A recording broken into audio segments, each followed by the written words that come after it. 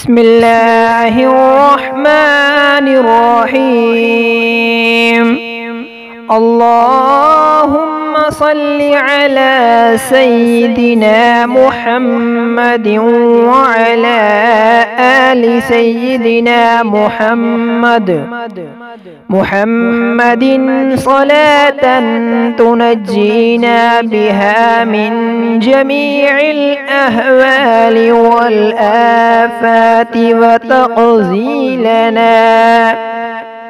وتقضي لنا بها جميع الحاجات وتطهرنا بها من جميع السيئات وترفعنا بها عندك أعلى الدرجات وتبلغنا بها أقصى الغايات من جميع الخيرات في الحياة وبعد الممات،